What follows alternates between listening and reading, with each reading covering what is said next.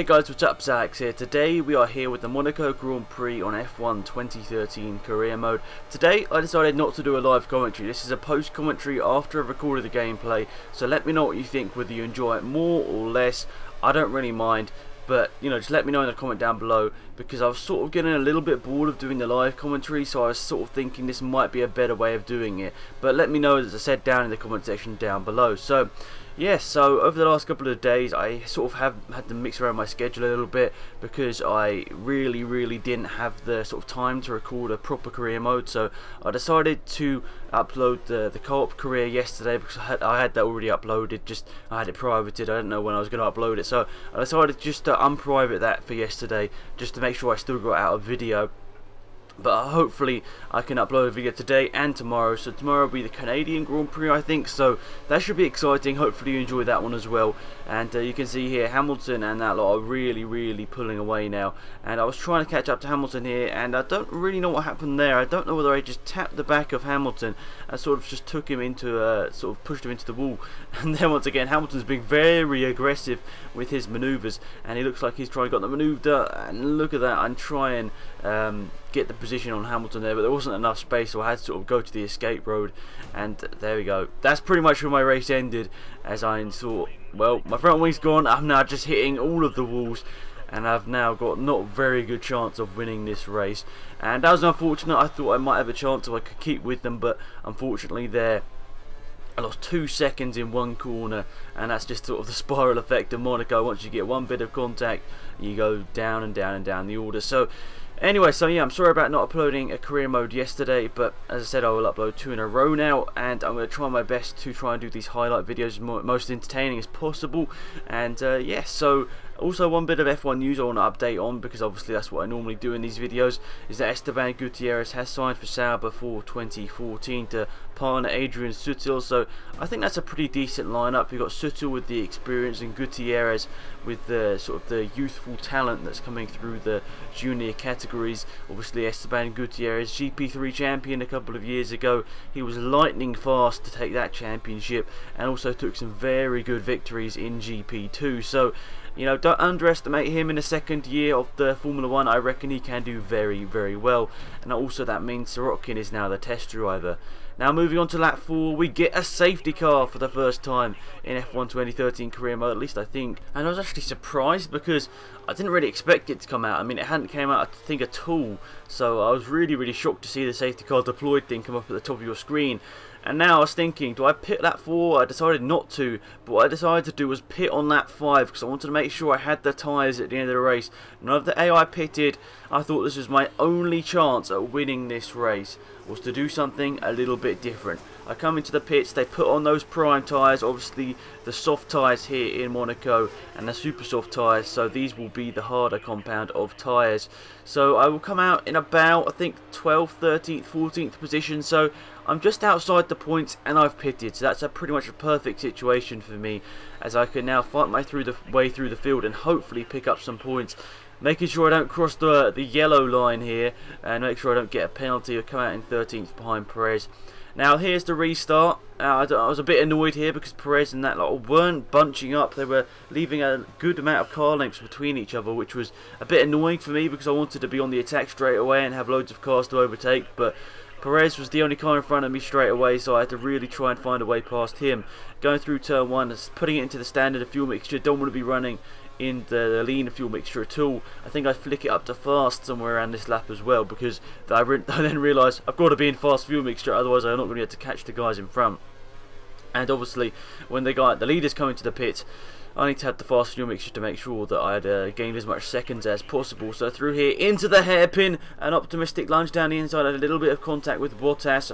I do agree with that. It was a bit risky and a bit stupid now looking back at it, but I did need to get the move done on Perez, so that was the move done on Perez. Now getting the slipstream and the curves through the tunnel and putting it into the rich fuel mixture through the tunnel. I think we're going to go for a lunge down the inside of Bottas. We've got the new tyres, the better brakes, and we've got the move down the inside done. A little bit of a cut on the corner. I don't know what happened to Bottas there. I think he was sort of steering into me or something, and that lost him quite a bit of time. Now the Resta is the car up the road, and once we get past the Resta, we're in the points no matter what happens, and taking out a Bollard just for good measure there. And this is, I think, going to be our fastest lap of the race, so I'm not too sure. I think we're going to cut away, and I think it was our fastest lap of the race there.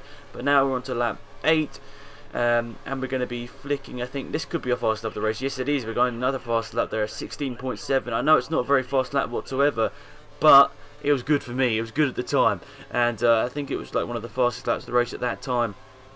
And obviously a couple of people are pitted now. You can see Vettel and Bottas 6th and 7th. And Di Resta, I think it's Ricciardo in front of him, or it might be Verne. It's a Toro Rosso in front of Di Resta here. It's Ricciardo. As we're going to be heading up to the hairpin. I think an optimistic lunge down the inside from Di Resta. Maximum lock, I couldn't do anything. I think I might have just about got through that one cleanly. I think Di Resta might have a little bit of contact with the wall, but I think that was a good move nonetheless. It was definitely a cleaner manoeuvre than the one on Prix a couple of laps ago. But now we're going to switch ahead a couple of laps, I think. Oh no, just the end of this lap. We're going to get past Ricciardo there as he peels into pit lane. Obviously we've got the one retirement, which was, I think, was Mark Webber. And now running through the pit lane here, DRS wide open, and then I just see Hamilton come out the pit lane, and I was so surprised to see that, as I sort of jink out the way because I didn't realise he was going to be coming out the pit lane at that exact time. It's quite a dangerous thing at Monaco, as you know, you can actually just hit into each other through there. And I think my sound of the recording messes up a bit through there. I don't know whether you could have just heard that, but that's a bit weird. I don't know why it's sort of glitching out a little bit there, but it was only for a couple of seconds, which was lucky. Now I saw the rest of us in second, so I thought, let's save a bit of fuel here, because I might need that fuel near the end of the race. So, you know, it was a tactical decision, as I knew Di Resta wasn't going to be fast, as he hasn't pitted. So I thought I might as well just, you know, because I know they're going to eventually catch up to me. So I thought I might as well just use the lean fuel mixture here, save a bit of fuel, and wait for them to just catch me. And I think Hamilton might get a manoeuvre down on Di Resta here, or is it the next lap? I don't know.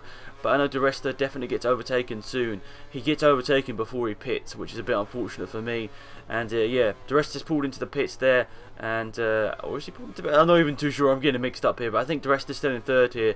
And yeah, he's been overtaken by Hamilton, you can see. And now we're moving on to lap 17. I don't know what happened to Hamilton. Actually, I think he got a drive-through penalty, but it was a random audio snippet from the engineer about lap 14, 15, I think, that Lewis Hamilton had a drive-through penalty, which was really, really crazy and really confusing, because I didn't understand why Hamilton got a drive-through penalty. I never got to obviously find out why, because the game doesn't tell you, unfortunately. But here we are, the last lap of the race, or at least going on to the last lap of the race. I'm leading from Rosberg, Felipe Massa, my teammate, and we're all separated by about a second, the top four, with Grosjean there in 4th position. Now, this is going to be hard because my tyres are destroyed. I've got a little bit of extra fuel, and I'm going to use that, of course. But here we go. Rosberg trying to go for a manoeuvre here. He goes alongside me here, and not really anything I could do. He sort of ran himself into the wall there. Obviously, the contact at the exit of the corner was sort of my fault, but he did go for an optimistic lunge around the outside. He hit the wall by himself, and well, it's a bit crazy to see Rosberg do that. And you can see here, I'm literally on like 70% here. I'm not trying to push. I'm just trying to keep them behind me without any stupid manoeuvres, and using the curves in the traction zones, because I know that's where I'm going to be really losing out to the likes of Rosberg and Raikkonen, who has now made his way up into 3rd position. And I think Rosberg looking for a manoeuvre there, but he just couldn't get that done. And you can see how slowly we are driving here. This is just trying to protect our 1st position here in the Monaco Grand Prix. Whether we can get it done or not, I don't really know, but it looks like we're set for a podium, even if Rosberg and Raikkonen can push their way past. Taking out the bollard on the last lap, just for good measure. Sadly, I could just not turn in at the end of this race. You can see here, maximum lock, and I'm not really even getting around the corner properly. Rosberg trying to look for a manoeuvre around the outside, but he couldn't get that one done. And Raikkonen has promoted himself in the last corner of the race up into 2nd. But we win the Monaco Grand Prix after an absolutely crazy race. I really enjoyed this one, guys. Hopefully you did too. Be sure to leave your comments down below in the comment section. Felipe Massa ends up 5th place in this race, so a good points haul for Ferrari. I think that's was that 35 points for Ferrari? Yeah, I think it is. So what a great race. I mean, you can see everyone was bunched up right at the end, as my tyres were absolutely destroyed. and I just really had to bring the car home at about 70%. You can see there's a big gap to Chilton in 16th, and I don't know why I don't know why both Red Bulls actually ended up retiring, as well as Adrian Sutil. That was interesting, but there's the Drivers' Championship. We pulled out a nice lead now that Vettel didn't have a good race, neither did Hamilton, and actually Felipe Massa's nearly up there as well. We lead the Constructors as well. But thanks for watching, guys. It's been Alex, and I'm out of here. Goodbye. Hi guys, hopefully you enjoyed the video. If you did, be sure to leave a like on the video, it is much appreciated. If you have any comments, be sure to leave them in the comment section down below, and hopefully I'll respond to as many as possible.